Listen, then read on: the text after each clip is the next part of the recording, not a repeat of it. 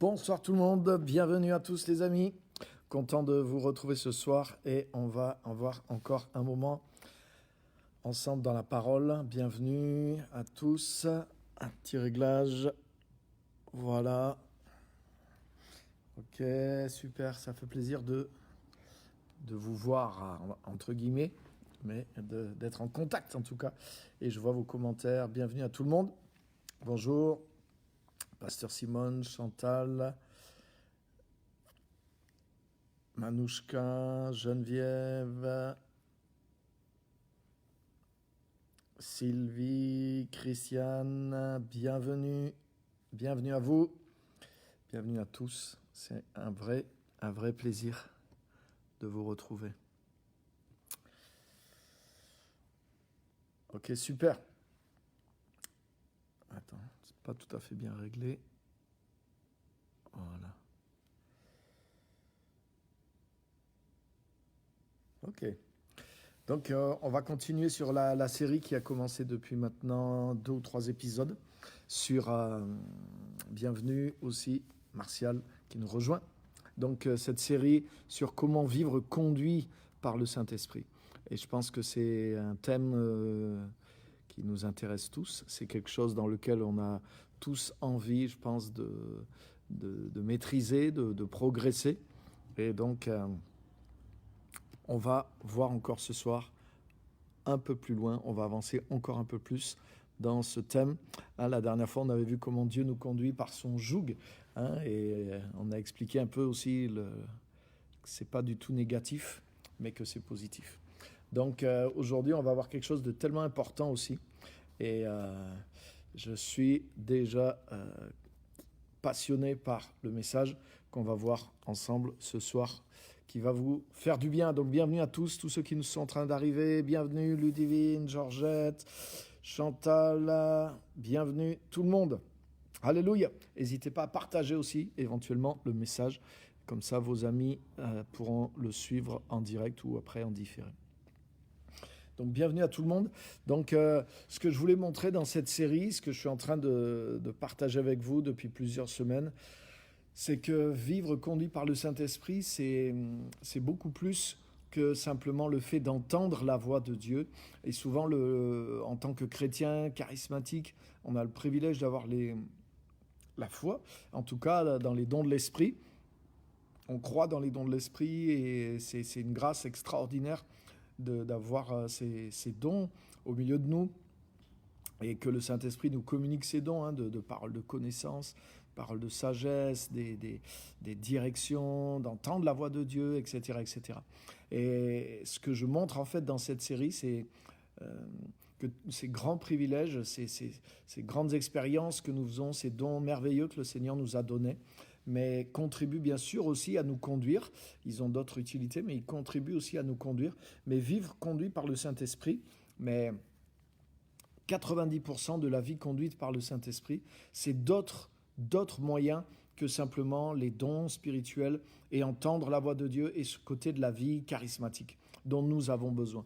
Et c'est ce qu'on a déjà commencé de voir et de développer ensemble. Et là, aujourd'hui, je vais vous montrer quelque chose d'énorme dans ce domaine-là, qui est une grande partie, je dirais peut-être c'est la chose la plus importante par laquelle Dieu peut nous conduire, par laquelle on va pouvoir être conduit par le Saint-Esprit et vivre entièrement conduit par le Saint-Esprit. Donc là, c'est vraiment le critère majeur, l'outil principal, la chose la plus clé pour vivre une vie conduite par le Saint-Esprit. Donc je pense que vous êtes chauds.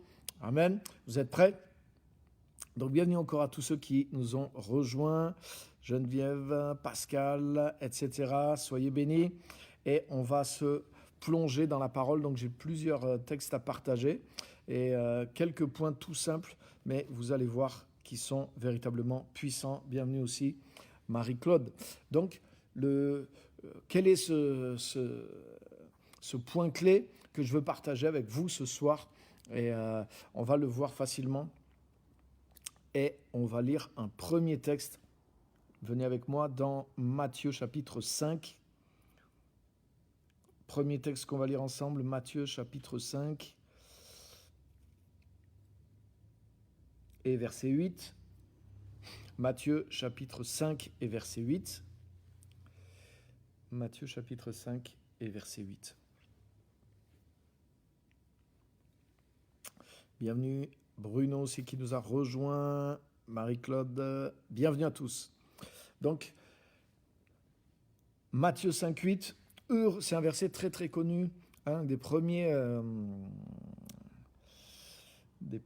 messages de Jésus sur le royaume, justement sur les critères qu'il faut pour entrer dans le royaume, les critères clés des gens du royaume. Et là, dans Matthieu 5, 8, il dit ceci, « Heureux ceux qui ont le cœur pur, car ils verront Dieu.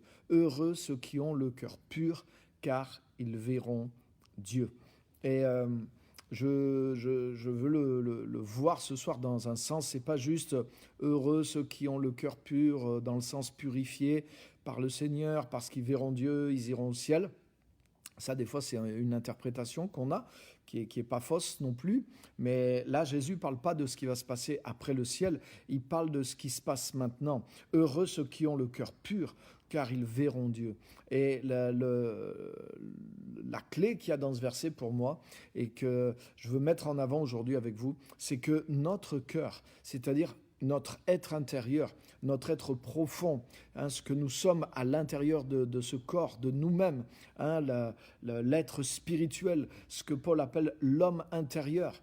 Par exemple, le fils prodigue, il est dit que le fils prodigue rentra en lui-même et il se dit « Combien d'ouvriers ?» Donc vous voyez, ça englobe la réflexion profonde, le regard sur soi, lorsque nous sommes seuls, que nous méditons à l'intérieur de nous, dans notre cœur, dans notre esprit, ce que nous sommes au plus profond de nous-mêmes, notre être intérieur, le cœur.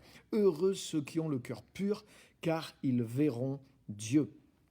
Et qu'est-ce que ça veut dire ? Ça veut dire que c'est avec le cœur qu'on peut voir Dieu. C'est le cœur qui est notre, bien sûr, par la grâce du Seigneur Jésus-Christ, au travers de Jésus-Christ, et avec l'aide du Saint-Esprit, ça c'est évident. Mais c'est quand même aussi au travers de notre cœur que nous pouvons voir Dieu, c'est-à-dire que nous pouvons percevoir Dieu, que nous pouvons communiquer avec Dieu, recevoir du Seigneur, voir qui est le Seigneur, voir ce que le Seigneur veut de nous. Et notre cœur est ce que nous avons de plus important. D'ailleurs, il le dit dans le livre des Proverbes, chapitre 4, verset 23, c'est un verset bien connu. Garde ton cœur plus que toute autre chose, car de lui viennent les sources de la vie. Garde ton cœur plus que toute autre chose, car de lui viennent les sources de la vie. Et Jésus ici montre quelque chose de plus. Heureux ceux qui ont le cœur pur, car ils verront Dieu. Donc c'est important non seulement de comprendre ça, mais de prendre soin de l'état de notre cœur. C'est-à-dire que, bien sûr, au travers de l'œuvre de Jésus-Christ, et on va le voir tout de suite, notre cœur a été purifié, notre cœur a été changé, notre esprit a été renouvelé, nous sommes nés de nouveau, mais il faut que nous gardions ce cœur pur, c'est-à-dire que nous devons marcher dans le Seigneur, nous devons marcher dans la pureté du Seigneur, et nous devons marcher aussi avec des valeurs dans notre cœur, c'est-à-dire nous devons marcher dans la droiture, nous devons marcher dans l'honnêteté, nous devons marcher dans la vérité, et quand il y a besoin, dans la repentance, dans la progression, avec un cœur d'humilité et un cœur de disciple qui aime et qui veut faire la volonté de Dieu. Donc l'état, le cœur est l'organe de perception spirituelle, mais l'état de notre cœur va décider de cette perception spirituelle. Par exemple, je peux dire, voilà mes yeux. Et c'est ce que dit Jésus d'ailleurs en parlant du cœur. Il y a plusieurs passages dans les évangiles où Jésus va dire ceci, il va dire, comment il va dire ça ? Il va dire, voilà, les yeux sont la lampe du corps.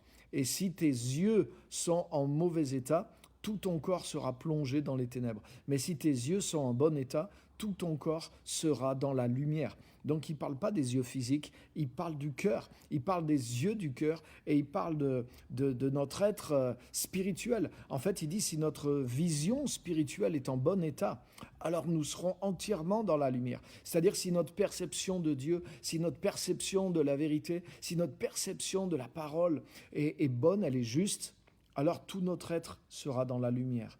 Et autrement dit, nous pourrons être vraiment conduits par Dieu. Nous pourrons vraiment marcher avec Dieu. Mais si notre œil, dit Jésus, est en mauvais état, alors nous serons plus ou moins, ou complètement même, dans la nuit, dans les ténèbres. Et malgré que, vous voyez, on peut être enfant de Dieu, on peut avoir le Saint-Esprit, mais si notre cœur est en mauvais état, alors l'état de notre cœur va décider de la mesure de lumière ou de ténèbres dans laquelle nous allons vivre et marcher. Donc vous vous rendez compte là que c'est une base tellement importante que pose Jésus. Et on se rend bien compte au travers de ça que c'est pas juste d'entendre la direction de Dieu. Parce que si mon cœur est dans les ténèbres, parce que ma perception n'est pas bonne, parce que je vais mal intérieurement, j'aurai beau entendre la direction de Dieu, je vais être comme un aveugle pour pouvoir la suivre. Donc ça sera peut-être difficile, voire même impossible, ou au mieux extrêmement lent et difficile. Et c'est souvent ce qui se passe. Je vais vous donner un exemple très simple. Par exemple, l'état de notre cœur. Par exemple, si je suis dans l'abattement, si je suis dans la peur, si je suis dans la dépression, si je suis dans autre chose, je peux être par exemple dans la compétition, dans la jalousie, dans l'amertume, dans dans le rejet. Vous voyez, je peux être touché par des émotions négatives, je peux être dans des réactions négatives vis-à-vis de telle situation. Peut-être je suis dans une situation et vous voyez, par exemple, comme les frères de Joseph, vous vous en rappelez, le père préférait Joseph, il avait une préférence pour le petit Joseph, et les rêves de Joseph en plus, et la position un petit peu que le père donnait à Joseph, la tunique, etc., ça a créé de l'amertume et de l'irritation dans le cœur de ses grands frères. Et ça fait qu'il est dit qu'à un moment, il ne pouvait plus lui parler sans haine. Donc, vous voyez, dans leur cœur, il y avait cette irritation. Donc, tout n'était peut-être pas de leur faute. Leur père y avait contribué, mais c'était à eux de garder leur cœur, même si leur père avait mal agi. Mais eux, ils étaient des adultes et devant Dieu, ils avaient la responsabilité de garder leur cœur. Mais vous voyez, ils ont laissé leur cœur se remplir finalement de cette irritation, de cette jalousie, de cette amertume. Et ça dit qu'ils ne pouvaient plus lui parler avec bonté. Et ils avaient cette haine, cette irritation envers lui, si bien que quand ils l'ont vu de loin, ah voilà l'autre qui fait ses rêves. Vous voyez, il y avait ce mépris, cette haine. Et finalement, ils ont dit, on va lui jouer un tour, on va se débarrasser de lui. Et vous savez comment, ils l'ont précipité dans un puits et il a été vendu, etc., etc. Donc, on voit comment l'état du cœur les empêchait de vivre les choses correctement.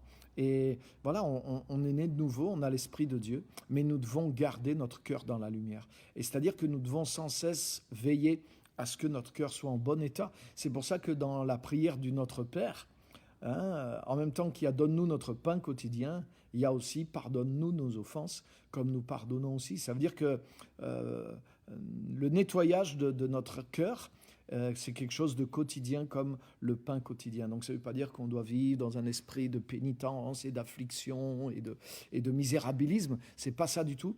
Mais on doit faire attention. Vous voyez, là, depuis quelque temps, j'ai des lunettes, mais je remarque que ces lunettes, il faut sans arrêt les nettoyer. Et même si on fait attention de ne pas les toucher, mettre les doigts dessus, mais c'est vite fait qu'on voit flou, qu'il y a des traces, et donc il faut les nettoyer pratiquement tous les jours pour obtenir la vision la meilleure. Mais c'est la même chose avec notre cœur. Notre cœur doit être gardé dans la paix. Nous devons évacuer toute amertume. Vous voyez, par exemple, la Bible dit que le soleil ne se couche pas sur votre colère. Ne laissez pas accès au diable, que toute amertume, toute forme d'irritation soit enlevée de vous. Donc on ne doit pas garder des choses, comme dit aussi Hébreu, qui poussent des racines d'amertume et qui viennent nous polluer, nous, et viennent polluer les autres aussi. Donc nous devons faire attention à ces choses-là. Et c'est avec le cœur, parce que c'est avec le cœur qu'on peut voir Dieu. C'est avec le cœur qu'on peut être conduit par Dieu. C'est avec le cœur qu'on peut vivre dans la communion avec Dieu. C'est avec le cœur qu'on peut être rempli du Saint-Esprit. C'est avec le cœur que le fruit de l'Esprit va être produit à l'intérieur de nous et que Dieu va pouvoir nous conduire. Alléluia. Et personnellement, j'ai appris à surveiller mon cœur. Et je me suis rendu compte que quand j'étais blessé, dans la souffrance, que mon cœur n'était pas dans une bonne disposition, ben, j'ai compris que ce qui m'animait à ce moment-là n'était pas le Saint-Esprit, la plupart du temps, mais c'était plutôt moi-même, ma nature humaine qui était dans une réaction humaine par rapport à mes circonstances, quel que soit ce qui l'a justifié. Et j'ai appris à ne pas prendre des décisions, à ne pas trancher, à ne pas réagir par rapport à cet état dans lequel je suis. Parce que comme dit Jacques, il dit, si vous avez dans le cœur un zèle amer, alors ne mentez pas contre la vérité, parce que la sagesse avec laquelle vous allez opérer, elle est terrestre, charnelle, et il dit même diabolique. Et il dit que le fruit de la sagesse est semé dans la paix pour ceux qui sont des enfants de paix, qui ont un esprit de paix. Donc, avant même si je suis atteint par différentes situations, mais j'essaye de retrouver la paix avec Dieu, j'essaye de purifier mon cœur, j'essaye d'avoir le cœur dans la paix de Dieu, dans la présence du Saint-Esprit. Et c'est à partir de cette place-là, de ce lieu-là, que je vais pouvoir prendre les bonnes décisions, avoir les bonnes réactions, parler de la bonne façon avec les personnes qui sont concernées. Et ça, c'est tellement important. Donc, c'est important de veiller sur notre cœur. Et comme vous le voyez, Dieu nous conduit par notre cœur. Et c'est là le thème que j'ai aujourd'hui, c'est que Dieu nous conduit par notre cœur et Dieu nous conduit par un cœur renouvelé. Dieu nous conduit au travers d'un cœur renouvelé.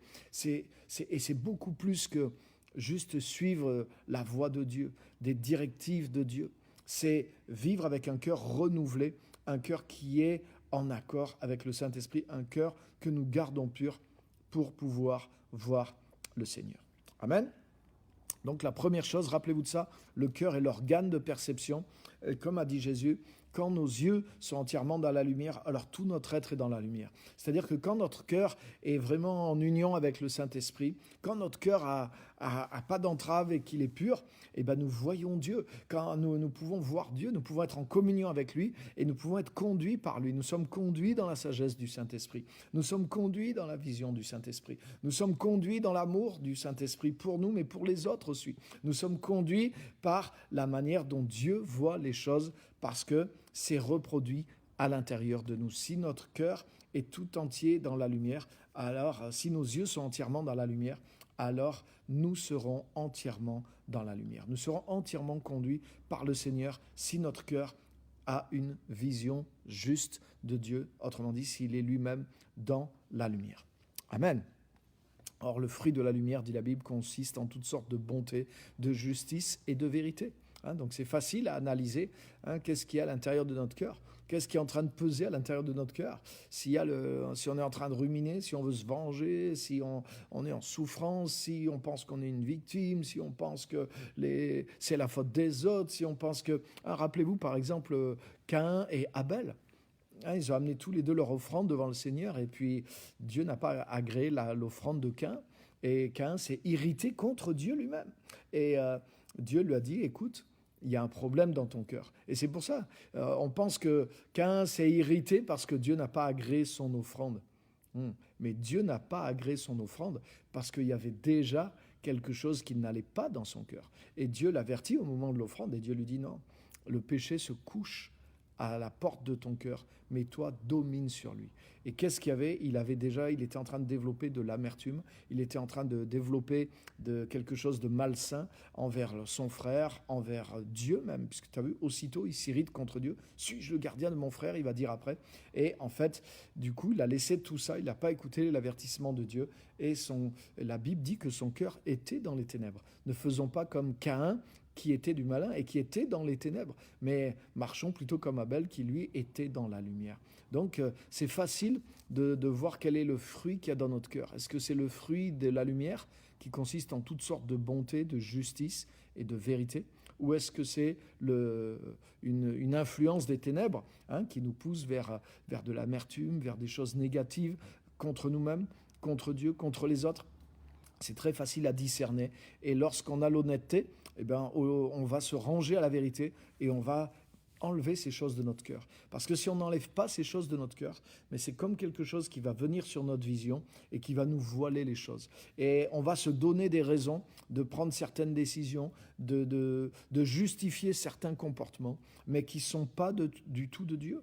Et on pourra dire, ah oui, mais ceci, cela, tel verset, tel Dieu m'a dit. Mais au fond de notre cœur, comme dit Jacques, cette sagesse n'est pas celle qui vient d'en haut, parce qu'elle ne vient pas de la plénitude de l'amour, elle ne vient pas de la plénitude de la paix, elle ne vient pas de la plénitude du Saint-Esprit. Alléluia. Tu as vu, Caïn avait raison à ses yeux. Caïn avait raison à ses yeux. Il a dit, c'est injuste. Et même aujourd'hui, il y a des gens qui pensent comme ça, c'est injuste. Pourquoi Dieu a refusé son offrande? Pourquoi Dieu a préféré celle d'Abel? C'est injuste. Mais est-ce que c'est Dieu qui est injuste ou est-ce que c'est vraiment Caïn qui avait un problème comme Dieu le lui a dit? Et Dieu a toujours raison. J'ai compris que j'ai pas raison et que Dieu a raison. Donc j'ai appris à me remettre en question et ce simple critère de discernement que je suis à partage avec vous, je l'utilise depuis des années, pas pour les autres, mais je l'utilise pour ma propre vie et il m'a évité quantité et quantité d'erreurs, de mauvaises réactions. Donc il y a des choses où je me trompe bien sûr, mais en tout cas c'est un critère qui est facile à utiliser, à discerner. Et à chaque fois que je ne l'ai pas respecté et que j'étais un petit peu trop loin, gardant des choses dans mon cœur et commençant à agir avec ces choses-là, je savais au fond de moi que non, je ne suis pas dans le vrai et je suis en train de marcher sur ma conscience éclairée par le Saint-Esprit. Donc, j'ai appris à me repérer avec ces choses-là. Alléluia. Ça, c'est fort ce que je vous dis, les amis. Et vous voyez, être conduit par Dieu, c'est quelque chose qui se passe à l'intérieur parce que ça vient de notre cœur. Dieu nous conduit par notre cœur. Le deuxième point que je veux vous montrer, c'est que ça, c'est le propre de la nouvelle alliance. Le propre de la nouvelle alliance, c'est justement que nous avons une direction intérieure, une direction interne. Dieu nous conduit par l'intérieur. La première alliance, Paul en parle dans 2 Corinthiens chapitre 3, vous lirez ça après si vous voulez. C'est extraordinaire, 2 Corinthiens chapitre 3. Il compare l'ancienne et la nouvelle alliance. Et l'ancienne alliance, il dit justement, l'ancienne alliance, c'était les commandements de Dieu, la première alliance, qui avait été gravée dans la pierre. Vous vous rappelez les 2 tables de la loi que Dieu avait écrites de son propre doigt et qu'il avait données à Moïse avec les 10 paroles qui sont devenues ce fondement tellement important. Mais Paul, sous l'inspiration du Saint-Esprit, dans 2 Corinthiens 3 et dans d'autres passages aussi, on va voir quelques-uns, nous révèle, le Saint-Esprit nous révèle au travers de ça, de ces écrits, que la nouvelle alliance, elle est comparable à Dieu qui écrit sa loi dans notre cœur. Donc, c'est plus le doigt de Dieu qui a écrit juste 10 paroles dans la pierre, ça c'est la première alliance, mais la seconde alliance, Paul dit, vous êtes comme une lettre de Jésus-Christ, écrite non pas avec de l'encre, mais écrite de Dieu au travers de notre ministère, non pas sur des tables de pierre, non pas non plus sur des livres, mais à l'intérieur de votre cœur. Donc ce qui caractérise la nouvelle alliance, c'est justement que Dieu va écrire à l'intérieur de nos vies, Dieu va écrire à l'intérieur de nos cœurs, Dieu va marquer une direction à l'intérieur de nous, Dieu va agir en nous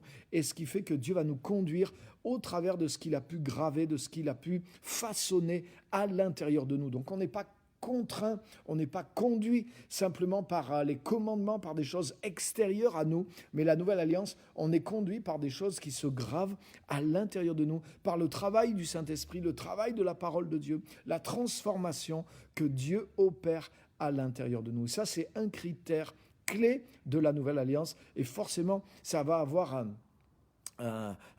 l'influence majeure pour pouvoir être conduit dans notre vie. Vous voyez, les commandements donnaient une direction au peuple d'Israël. Mais la nouvelle alliance, Dieu écrit ces choses, Dieu nous change depuis l'intérieur et forcément, ça va produire un nouveau comportement, ça produit une direction, mais qui vient de l'intérieur de nous et qui est majoritaire. Bien sûr, quand Dieu aura besoin d'ajouter quelque chose que nous ne connaissons pas, qui n'est pas à l'intérieur de nous, Dieu va nous parler, Dieu va nous donner des directions, Dieu va utiliser toutes sortes de moyens, mais il va nous conduire essentiellement dans nos vies au travers de cette œuvre, de ce travail, de cet ouvrage et de cette volonté qui est gravée à l'intérieur de nous. C'est le propre de la nouvelle alliance. Amen. Et ça, c'est tellement important. Regardez avec moi, on va lire plusieurs passages. On va lire un premier dans Hébreux chapitre 8, à partir du verset 10. Hébreux chapitre 8, à partir du verset 10.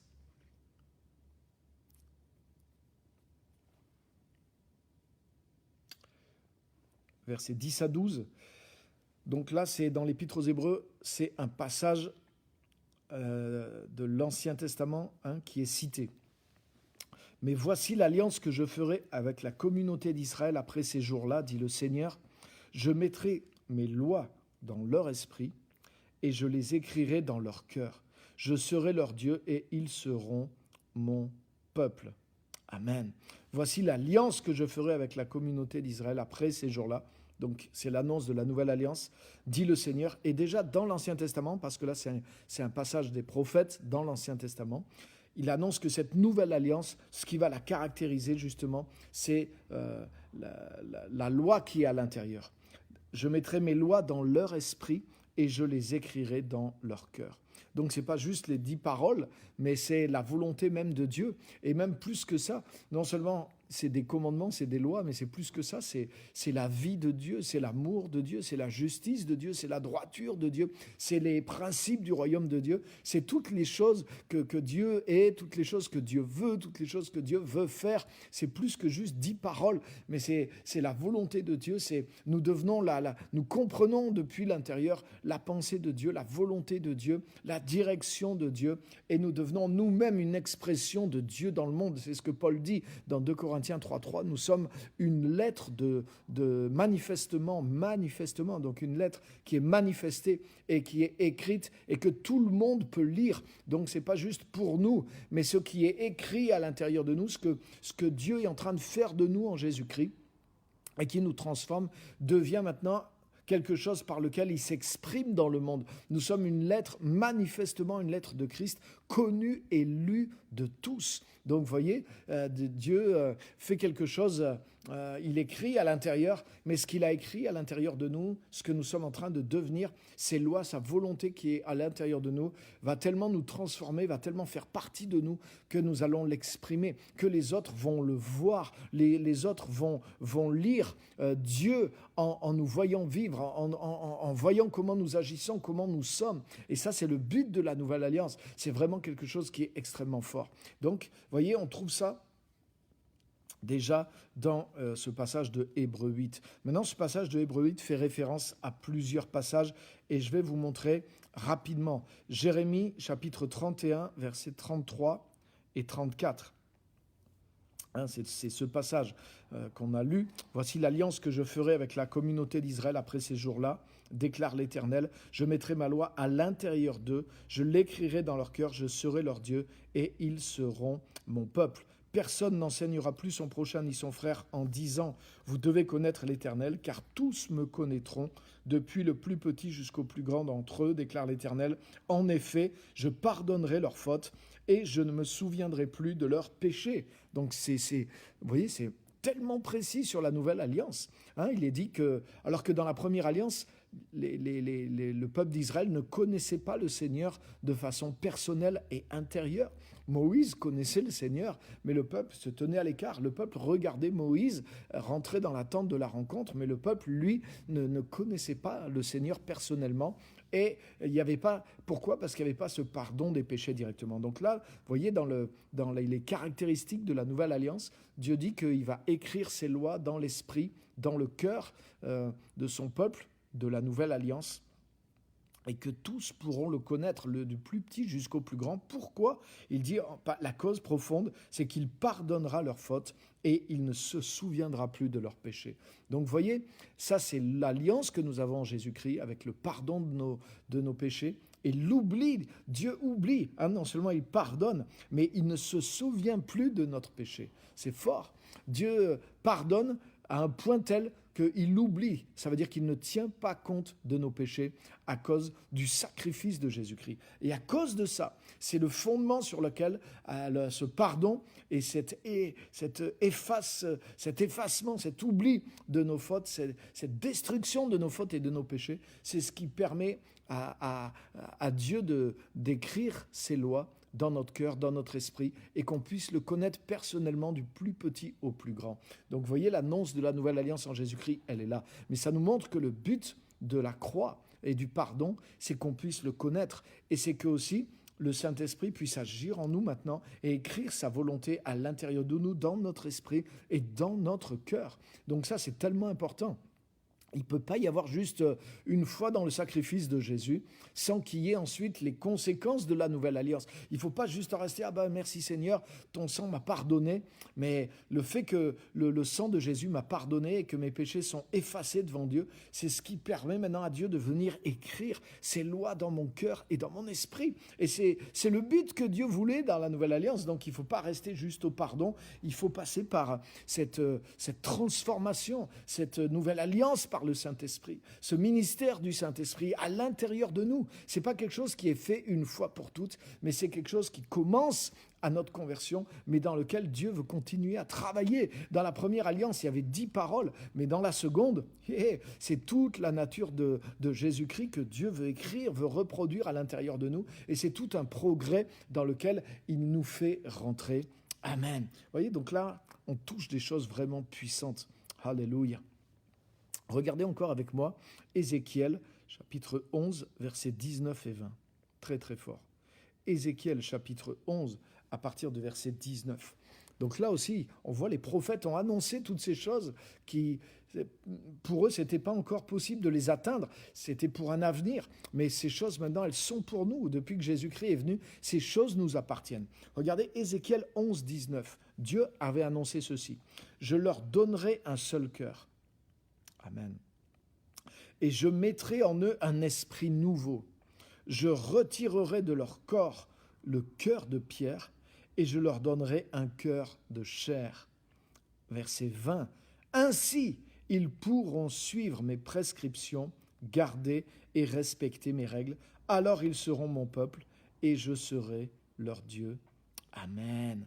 Tellement important. Ça veut dire que s'il n'y a pas un changement de cœur, si Dieu ne vient pas mettre en nous un esprit nouveau, vous voyez, il dit « Je retirerai leur cœur de pierre, je leur donnerai un cœur de chair ». Qu'est-ce que ça veut dire? Un cœur de pierre, mais c'est un cœur qui est insensible.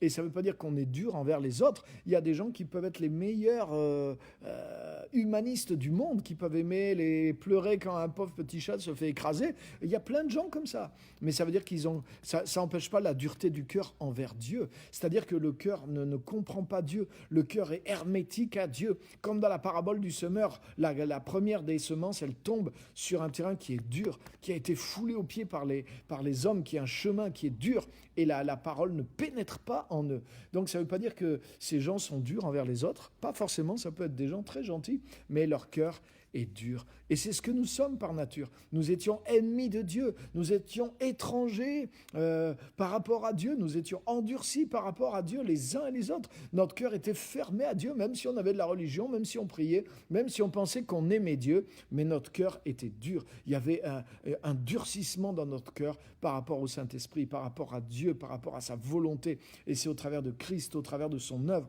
de son pardon et de sa grâce que nous avons été transformés. Et Dieu a enlevé ce cœur de pierre, c'est-à-dire un cœur qui ne comprenait pas les choses de Dieu, un cœur qui ne pouvait pas être pénétré par l'Esprit de Dieu, ni par la révélation de la parole.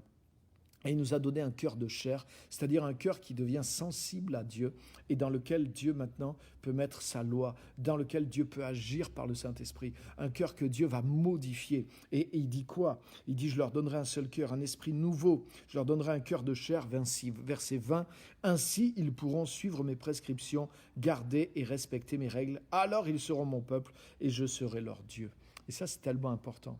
Ça veut dire que tant que le cœur n'était pas transformé, c'était impossible pour le peuple de suivre les lois et les prescriptions. Et c'est toujours vrai pour nous. S'il n'y a pas la loi à l'intérieur de nous, c'est-à-dire que s'il n'y a pas la volonté de Dieu, l'élan, la force de Dieu qui agit en nous pour nous pousser vers lui, vers sa volonté, qui nous pousse à découvrir, à recevoir, à aimer sa parole, sa volonté, ses lois, ses commandements. S'il n'y a pas cette impulsion intérieure en nous par l'Esprit de Dieu, nous sommes incapables de suivre sa volonté, ses lois et ses prescriptions, celles du Nouveau comme celles de l'Ancienne Alliance. Alléluia. C'est parce qu'il y a ce miracle de la Nouvelle Alliance que nous sommes rendus capables de pouvoir faire la volonté de Dieu. Donc vous voyez, être conduit par Dieu. Le thème c'est être conduit, vivre une vie conduite par Dieu, vivre une vie conduite par le Saint-Esprit. Mais c'est vivre une vie en accord avec la volonté de Dieu. C'est une vie qui accomplit les commandements. C'est une vie qui accomplit les désirs profonds qu'il y a dans le cœur de Dieu. Et on le voit ici. C'est la raison même d'être de la nouvelle alliance. Il fallait que la nouvelle alliance vienne remplacer l'ancienne parce que c'était impossible à cause de la dureté du cœur de l'homme d'accomplir la volonté du Seigneur. Alléluia. Alléluia.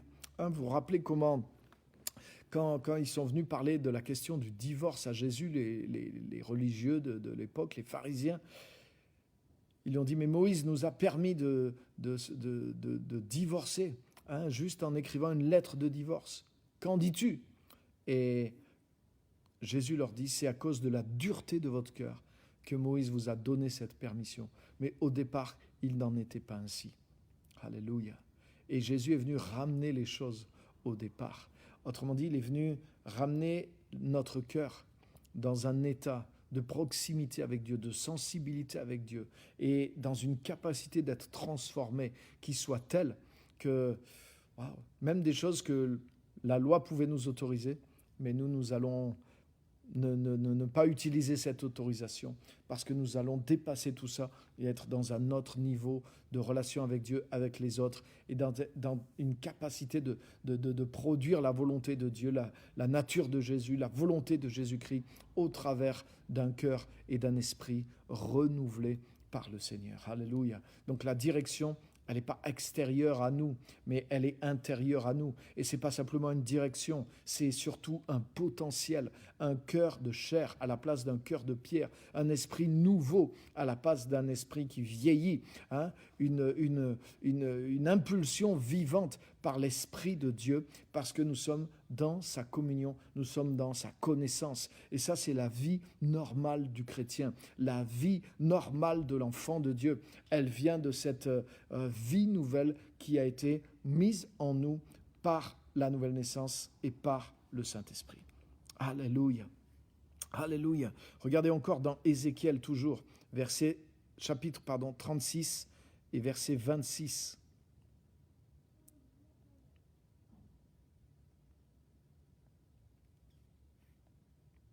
Même verset 25, la prophétie d'Ézéchiel 36, verset 25. « Je vous aspergerai d'eau pure et vous serez purifiés. Je vous purifierai de toutes vos impuretés et de toutes vos idoles. » Ça, c'est ce que Jésus fait. Il nous purifie. Mais regarde la suite, verset 26. « Je vous donnerai un cœur nouveau et je mettrai en vous un esprit nouveau.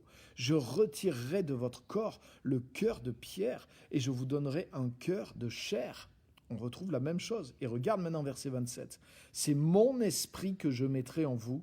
Ainsi, je vous ferai suivre mes prescriptions, garder et respecter mes règles. » Alléluia. C'est énorme. C'est mon esprit que je mettrai en vous. Ainsi, je vous ferai suivre mes prescriptions, garder et respecter mes règles. Et quand tu comprends ça, tu peux être délivré de la puissance du péché. Tu peux être délivré de ta vieille nature. Pourquoi? Parce que tu comprends que dans la nouvelle alliance, alléluia, c'est l'esprit de Dieu. Donc c'est Dieu lui-même. Tu as vu? Il dit, c'est mon esprit que je mettrai en vous. Ainsi, je vous ferai suivre mes prescriptions, garder et respecter mes règles. C'est-à-dire que tu te confies dans la puissance de Dieu, tu te confies en Dieu qui agit non pas depuis l'extérieur, mais qui agit depuis l'intérieur de toi. C'est exactement ce que Paul dit dans Romains 8, verset 4, « Car la loi de l'esprit de vie en Jésus-Christ m'a libéré, m'a délivré. » T'a libéré, t'a délivré de la loi du péché et de la mort. Donc, je mets pas ma confiance dans mes efforts pour accomplir la volonté de Jésus-Christ, mais je mets ma confiance dans l'Esprit de Dieu, dans Dieu qui habite en moi. Et il a dit ceci, je vous purifierai, je changerai votre cœur, je mettrai un esprit nouveau en vous, je mettrai mon esprit, c'est mon esprit que je mettrai en vous. Ainsi, donc de cette façon, je vous ferai suivre mes prescriptions. C'est puissant, c'est la clé. Quand j'ai compris ces choses, il y a plus de 30 ans, ma vie a commencé à changer. Et j'ai compris que je pouvais m'appuyer sur Dieu qui agissait depuis l'intérieur, depuis l'esprit nouveau, son esprit qu'il avait mis en moi. Et depuis son esprit, il avait promis, je c'est mon esprit que je mettrai en vous, ainsi je vous ferai suivre mes lois. Je vous ferai suivre mes prescriptions. Donc c'est pas moi simplement qui vais suivre, qui vais m'atteler par ma propre force, j'ai pas la force de le faire, mais par Dieu qui vit en moi, par le Saint-Esprit de Dieu qui vit en moi. Dieu a promis que c'est lui-même qui va agir en moi et qui va me faire suivre sa volonté, ses lois et ses prescriptions. Donc ça, c'est le critère de la nouvelle alliance. Nous sommes dirigés depuis Dieu à l'intérieur de nous, depuis l'Esprit de Dieu à l'intérieur de nous. Alléluia, que Dieu ouvre vos yeux pour que vous puissiez comprendre ça, que vous puissiez vous confier dans cette force, que vous puissiez vous rallier. Et c'est pour ça que Paul dit que maintenant, on ne vit plus selon la chair, mais on vit selon l'esprit et que nous marchons plus selon la chair, c'est-à-dire selon notre propre nature, selon nos capacités humaines, mais nous marchons depuis l'esprit, nous marchons par l'esprit pour pouvoir accomplir la volonté de Dieu. C'est-à-dire je me confie dans la force du Saint-Esprit qui vit à l'intérieur de moi. Dieu ne m'a pas mis son esprit en moi pour que je continue à vivre avec la force de mon propre esprit, de ma propre nature, de ma propre capacité humaine, que Paul appelle la chair, mais je me confie dans la puissance de l'esprit qui vit à l'intérieur de moi, parce qu'il a dit, je mettrai mon esprit en vous, ainsi je vous ferai suivre mes prescriptions. Dieu me pilote depuis l'intérieur, Dieu me fortifie depuis l'intérieur, Dieu fait agir sa propre loi de vie en moi, sa propre loi sainte en moi, sa propre nature en moi, pour que depuis l'intérieur, il me guide dans sa volonté parfaite. Donc je ne suis pas guidé simplement par l'extérieur, je ne suis pas guidé par les commandements extérieurs, je ne suis pas guidé non plus simplement par la voix et la direction que j'entends, mais je suis guidé par la force de l'esprit qui est libérée en moi. Dieu me pilote depuis l'intérieur, il fait en sorte que je suive ses lois par l'esprit qu'il a mis à l'intérieur de moi. Donc moi je crois dans ça, je me confie dans la loi de l'esprit de vie et de résurrection de Christ qui est à l'intérieur de moi, et je ne me confie pas dans la chair, je me confie en lui qui agit en moi depuis mon être intérieur par l'Esprit de Dieu en Jésus-Christ. Alléluia! Ça, c'est fort quand tu comprends ces choses-là, et je te garantis que ça change ta vie radicalement. Donc, Dieu nous conduit, et c'est le propre de la nouvelle alliance depuis l'intérieur. Amen. Il y a une purification, il y a un pardon, il y a un cœur nouveau, il y a un esprit nouveau. Et Dieu qui nous pilote depuis son esprit à l'intérieur de nous. Tu as vu comment tout ça était décrit de façon très, très, très claire déjà dans les prophètes, dans l'Ancienne Alliance. Et Paul, en particulier, Paul va décrire tout ça de manière détaillée dans l'Épître aux Romains, dans l'Épître aux Galates, dans les Éphésiens, dans l'Épître aux Hébreux aussi. Le Saint-Esprit nous révèle ces choses d'une manière tellement détaillée pour que nous puissions mettre notre foi dans ces choses, que nous puissions fonctionner avec ces choses et que nous puissions vivre cette vie nouvelle maintenant en Christ et vivre une vie conduite par Dieu, conduite par le Saint-Esprit, conduite entièrement par le Seigneur. Alléluia! Maintenant, je voudrais vous montrer un dernier passage qui est le couronnement de tout ça, et passage que j'affectionne beaucoup, Philippiens chapitre 2 et verset 13. Regardez avec moi, Philippiens chapitre 2 et verset 13. La vie en Jésus-Christ est un miracle de A à Z. C'est pas juste notre conversion. Des fois, les chrétiens, souvent, ils ont le début et la fin. Waouh, c'était merveilleux quand Dieu m'a sauvé, quand j'ai été baptisé du Saint-Esprit, amen. Et puis maintenant, ils attendent la dernière merveille qui va arriver à la fin, quand je vais mourir et que je vais aller au ciel. Et puis on dirait que leur électrocardiogramme spirituel s'est mis à battre au début, et ils ont l'espérance que ça va recommencer à battre à la fin. Mais malheureusement, souvent, entre les deux, il y a beaucoup de stations où leur électrocardiogramme spirituel est devenu plat. Mais c'est une anomalie, parce que la vie chrétienne, quand tu es né de nouveau, mais tu es passé par ça, Dieu t'a opéré.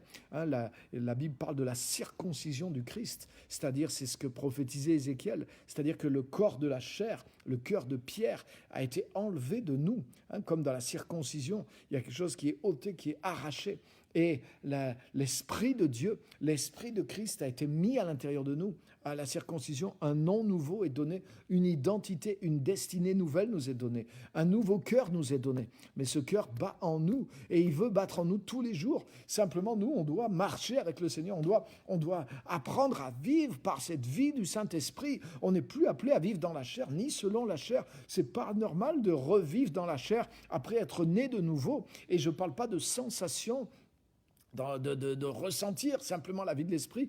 Paul ne dit pas sentez le Saint-Esprit, ressentez. Il dit marchez avec le Saint-Esprit. Vous avez l'Esprit de Dieu en vous. Depuis la nouvelle naissance, vous devez apprendre à marcher avec lui, le connaître et grandir. Et vous devez tout faire pour ne plus vivre selon la chair, mais vivre selon l'Esprit et faire en sorte que cette vie par laquelle Dieu vous pilote soit libérée en vous, comme on vient de le voir dans Ézéchiel. Et c'est la vie chrétienne normale. Et tu ne dois pas accepter de retomber dans une vie plate, dans une vie naturelle, mais tu dois vivre avec ce cœur nouveau, avec cet esprit nouveau qui t'a été donné et qui sont en toi et qui veulent se développer.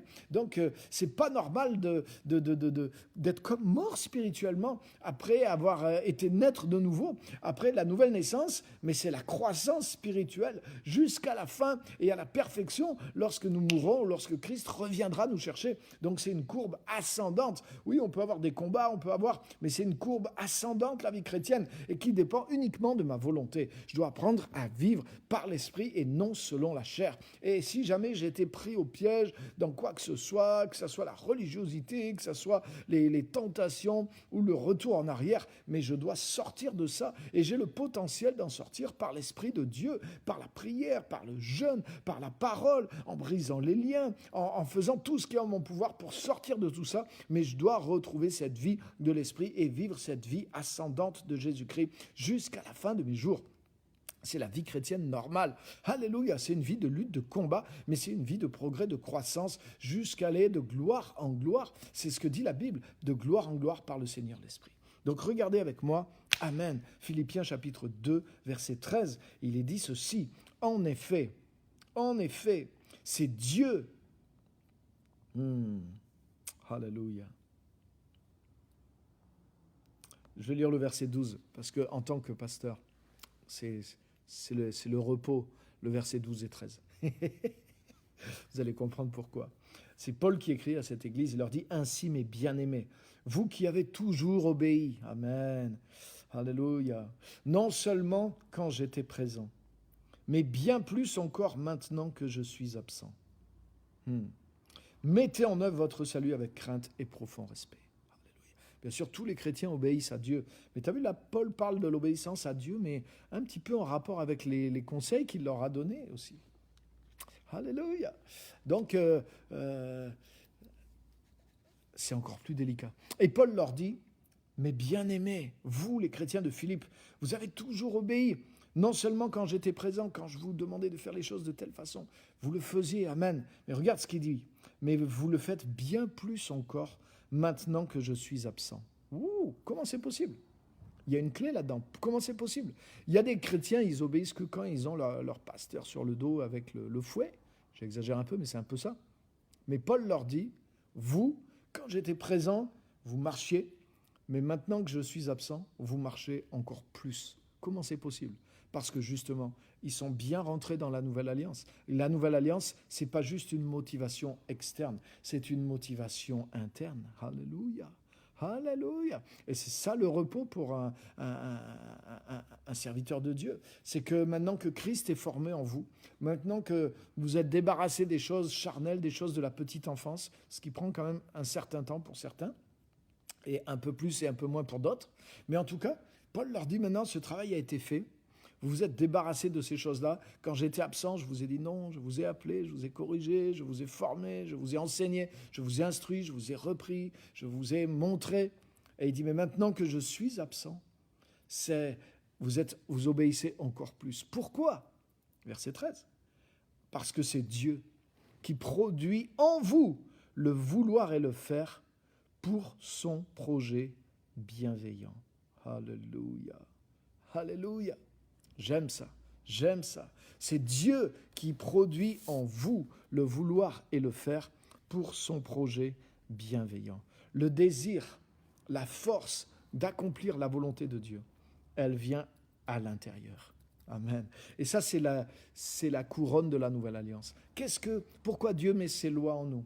Pourquoi Dieu met son esprit en nous? Pourquoi Dieu a changé notre cœur? Pourquoi Dieu agit, comme on l'a vu, il veut nous piloter depuis son esprit qui est en nous, pour qu'on obéisse à ses lois, à ses prescriptions, pour qu'on aime sa volonté, pour qu'on se précipite dans ses commandements, pour qu'on court derrière le but qu'il a pour nous, pour qu'on soit des passionnés. Il y a une force qui vient en nous. Dieu produit en nous le vouloir et le faire selon son projet bienveillant. Tu vois, c'est plus que juste obéir aux commandements. Tu dois faire, tu dois pas faire. Non, Dieu nous fait courir, Dieu nous motive pour des choses qui sont sa volonté spécifique pour nous. Ça, c'est une clé.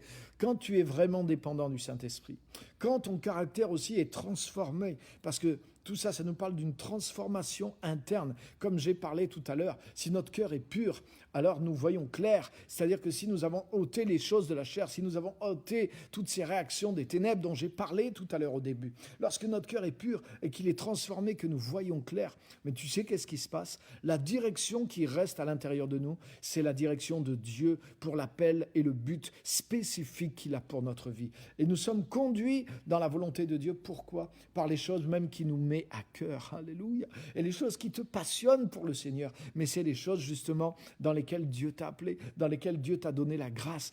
Dieu produit en toi le vouloir et le faire en vue de son projet bienveillant. Donc là, c'est même pas juste les commandements généraux pour tous les chrétiens, mais c'est la direction spécifique que Dieu a pour toi, la grâce dans laquelle il t'a introduit dès avant les temps éternels en Jésus-Christ, pour que tu puisses accomplir le plan précis qu'il a pour toi. Maintenant, ces choses sont à l'intérieur de toi. Ces choses bougent à l'intérieur de toi. Ces choses te passionnent depuis l'intérieur de toi. Et tu as un feu dévorant à l'intérieur de toi pour le plan précis auquel tu es appelé. Et c'est une des choses à laquelle tu le reconnais. C'est que, waouh, comme Jérémie disait ceci, si je me dis, je ne parlerai plus en son nom, je vais me taire. Parce qu'à chaque fois que Jérémie prêchait la parole, les gens le rejetaient, les gens crachaient sur lui, les gens le persécutaient. Il a fallu mourir plusieurs fois. Il était condamné par les autorités parce qu'il annonçait les décrets du Seigneur. Et il a dit au bout d'un moment, j'en ai assez. À chaque fois, c'est des souffrances. Et il disait, je vais me taire. Et il disait, si je me tais, si je me dis, allez, je vais me taire, je vais arrêter de prophétiser, de déclarer la volonté du Seigneur. Il dit, il y a comme un feu à l'intérieur de moi. Il y a comme un feu qui s'empare de moi et je ne peux pas me taire. J'ai envie à nouveau de prêcher. J'ai à cœur de le faire. Tant pis pour les conséquences. J'ai trop de joie, j'ai trop de bonheur. Il y a trop de puissance, il y a trop de gloire, il y a trop d'Esprit Saint en moi et je ne peux pas le contenir parce qu'il y a une grâce en moi qui veut se libérer pour que la volonté de Dieu soit exprimée par ma vie. Alléluia. Et c'est comme ça que Dieu veut nous conduire. Tu as vu le travail, comment Dieu fait un travail depuis la racine, depuis notre cœur pour nous amener à écrire à l'intérieur de nous, à manifester en nous et au travers de nous, la volonté spécifique qu'il a pour chacun de nous. Alléluia. Des fois, les gens me disent, mais comment on peut faire la volonté de Dieu? Comment on peut savoir la volonté de Dieu pour notre vie? Mais en réalité, la vraie question, c'est que si tu marches avec l'Esprit de Dieu,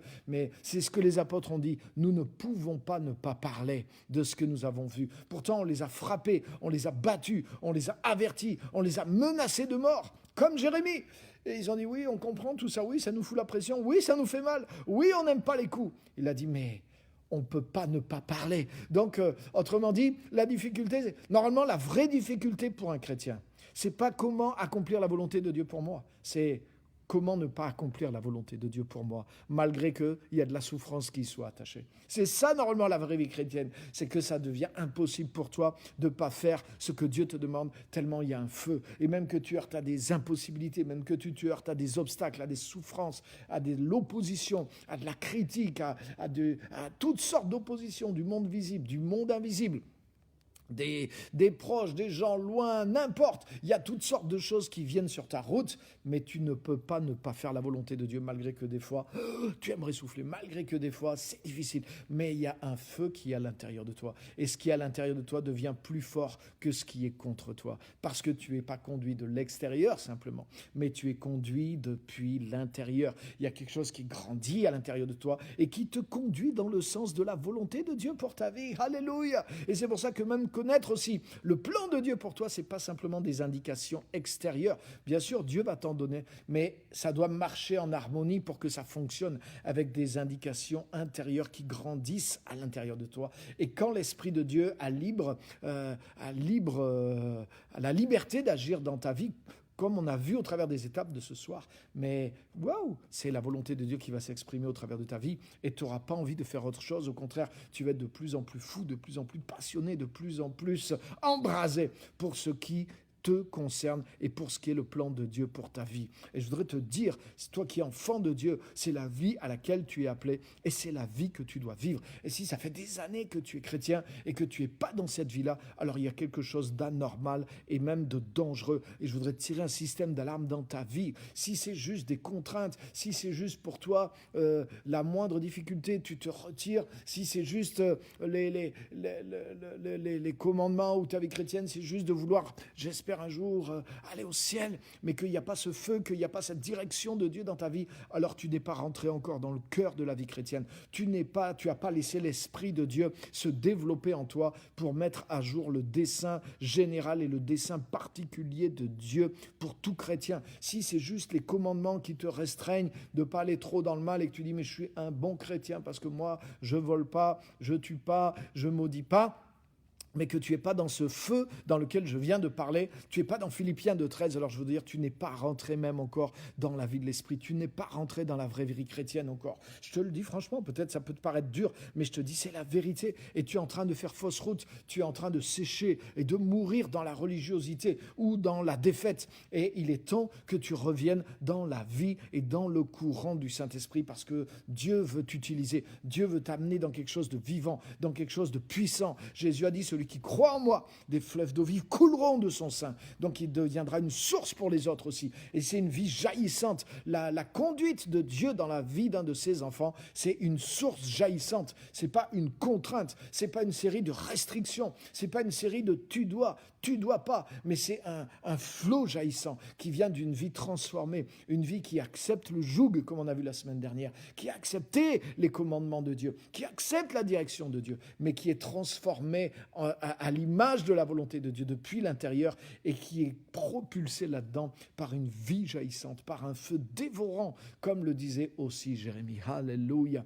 Donc la direction de Dieu, la volonté de Dieu se voit dans un enfant de Dieu au travers même des propres désirs qui sont produits quotidiennement en lui par le Saint-Esprit, par la direction du Saint-Esprit et la force de Dieu qui le pousse à accomplir ces choses-là, même si elles sont difficiles et même si elles lui coûtent quelque chose, et elle lui coûte quelque chose. Alléluia.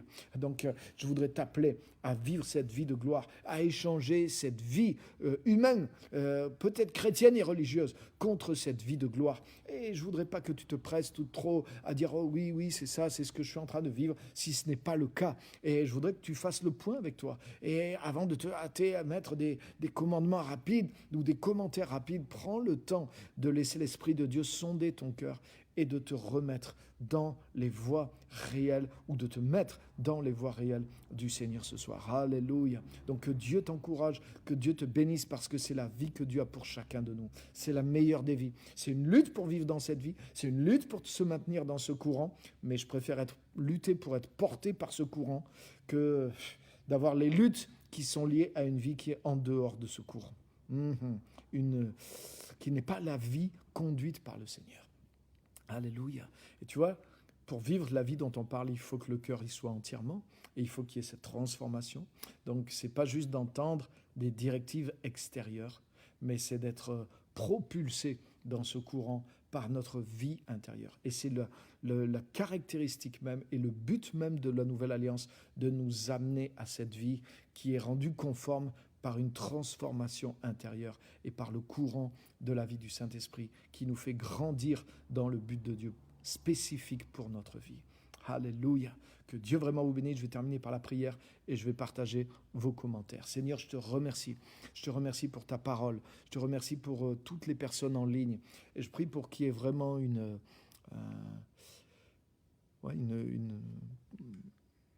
un temps clé du Saint-Esprit dans leur vie. Pour certains même une sonnette d'alarme, comme quand on tire dans un train pour arrêter le train.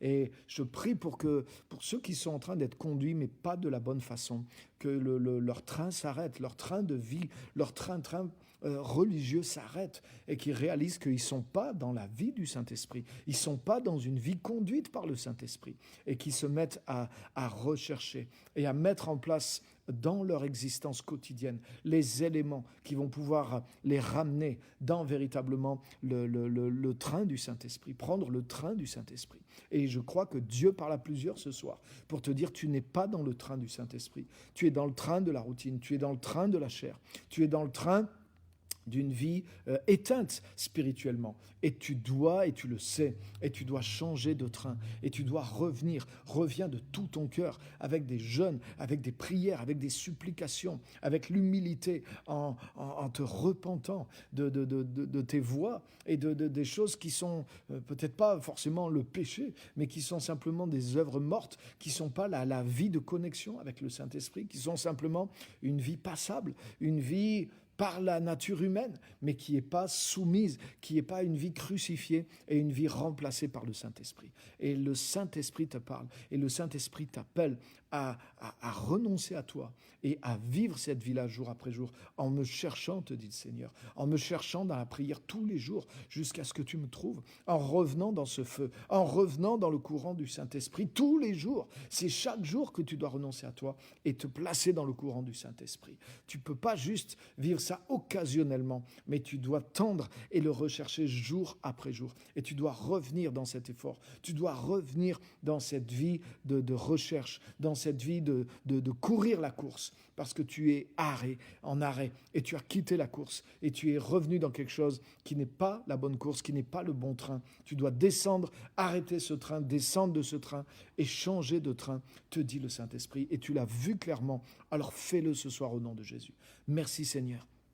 Merci de bénir chacun, merci de nous motiver, merci de nous montrer ce qui est dans cette vie nouvelle aussi. Et merci d'encourager chacun de nous à vivre cette vie et à avoir cette direction qui vient du cœur. Aide-nous à garder nos cœurs purs. Aide-nous à garder nos cœurs avec une vue, une perception bonne et qui s'améliore jour après jour. Aide-nous à vivre dans les caractéristiques de la nouvelle alliance. Et aide-nous à vivre dans ce but qui nous pousse, le Saint-Esprit, dans lequel nous conduit le Saint-Esprit, dans la passion de notre appel, dans la passion de faire la volonté de Dieu, pour laquelle tu nous as appelés et qui est libérée en nous par l'Esprit Saint. Merci Seigneur pour cette vie riche, cette vie puissante et cette vie miraculeuse de l'intérieur vers l'extérieur, que tu nous as donné par la nouvelle alliance en Jésus-Christ. À toi la gloire et la louange. Amen et Amen. Alléluia. Amen. Amen. Merci Seigneur. N'hésitez pas à donner vos remarques et vos commentaires. Alléluia. Merci à tous d'avoir été là ce soir. Amen.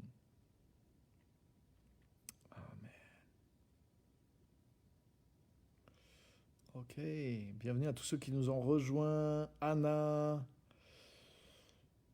Mati, bienvenue. Mimi, tous ceux que j'ai pas salués au début. Christophe qui nous ont rejoints. Nicole, tous ceux qui sont venus. Lépine, super, bienvenue à tous. C'est une joie de vous avoir et d'avoir pu partager. Je pense que c'est un thème vraiment puissant. C'est quelque chose qui peut nous aider à nous resituer. Et vous voyez, on voit jusqu'où Dieu veut changer nos cœurs pour pouvoir nous conduire librement. Pas juste dans ce qui est autorisé et pas autorisé, on l'a vu, mais dans le plan spécifique qu'il a pour nous, en sorte qu'on y marche avec joie et avec puissance. Cette vie vaut la peine d'être vécue. Alléluia. Donc vraiment le Saint-Esprit vous fortifie, vous encourage.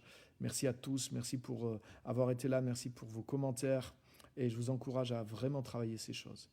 Merci Pasteur Simone pour les encouragements. Merci à tous pour vos encouragements, vos salutations, vos bravos.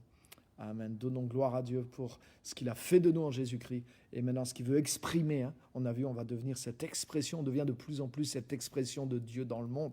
au travers de cette manière de vivre qu'on a vue ce soir. Comment être conduit par le Seigneur, comment vivre une vie entière conduite par le Seigneur. On l'a vu ce soir, Dieu nous conduit par un cœur renouvelé. Rappelez-vous de ça. C'est je pense, la clé la plus importante pour vivre conduit par le Saint-Esprit. Dieu nous conduit par un cœur renouvelé. Et ça, nous en avons tous le pouvoir, le potentiel dans la nouvelle alliance. On l'a vu. Dieu te conduit par un cœur renouvelé. Alléluia. Donc, que Dieu vous bénisse. Bonne fin de soirée à tous. On se retrouve dimanche pour le culte à 10h à Clermont-Ferrand. Venez nombreux, il n'y a pas de problème. Les portes sont ouvertes, l'Esprit de Dieu sera présent. On aura un temps fort dans la présence de Dieu et on va aller de l'avant. On est en train de préparer aussi toute une semaine d'intercession qui aura lieu en présentiel et en ligne aussi. Au mois d'avril, on va vous tenir informés. On est en train de préparer aussi une convention, une conférence qui sera notre conférence annuelle. On n'a pas pu la faire l'an dernier. On avait prévu d'inviter des orateurs de plusieurs pays et on les aura cette année en ligne et en présentiel aussi. Donc on va vous tenir au courant. C'est pour le week-end de Pentecôte fin mai. Donc réservez vos jours parce que ça va être des temps extraordinaires. On aura des apôtres, on aura des chantres, on aura des prophètes du monde entier. Je vous dis déjà qu'on aura des orateurs qui seront du Burkina, du Mali, de la Côte d'Ivoire, du Canada, de France. On aura des gens extraordinaires et vous allez voir ce que vous allez voir. Donc, on va préparer ça dans la prière aussi en avril et on est en train de préparer de grandes choses. On va avoir des baptêmes aussi ici à Clermont-Ferrand. Je crois que c'est le 11 avril, donc dimanche, sauf erreur de ma part. On aura un temps aussi avec les futurs baptisés à la fin du culte. Donc, préparez-vous, préparez ces choses-là aussi. Et vraiment, Dieu nous prépare pour de grandes choses encore. Donc, rappelez-vous de tout ce qu'on a partagé ce soir. Merci à tous d'avoir été là. Que Dieu vous bénisse et à bientôt sur de nouveaux programmes. Tous les messages aussi sont enregistrés et vous pouvez les retrouver sur ma chaîne YouTube, Pierre-Emmanuel Jean sur YouTube. Allez-y, abonnez-vous s'il vous plaît. Faites-moi de la publicité. Je pense qu'il y en a des moins bons que moi qui sont plus regardés que moi. J'ai l'audace de le dire. Donc, si vous m'aimez, si vous aimez les messages, en tout cas, si vous pensez que les messages ont une valeur, faites connaître la chaîne YouTube, partagez des messages, abonnez-vous sur la chaîne et ça va m'aider à faire grandir ce message aussi un peu partout dans le monde. Pierre-Emmanuel Jean sur YouTube. Et quand vous rentrez dedans, allez sur playlist et vous allez voir, vous pouvez étudier un sujet à fond parce qu'il y a toutes les vidéos qui sont rangées par thème dans les playlists. Et il y a des centaines de vidéos maintenant. Donc il y a de quoi vous édifier, même vous former et vous transformer. Alléluia. Moi j'y vais des fois régulièrement. Je vais réécouter mes messages pour me fortifier dans les choses que j'ai pu enseigner. Que Dieu vous bénisse. À très bientôt.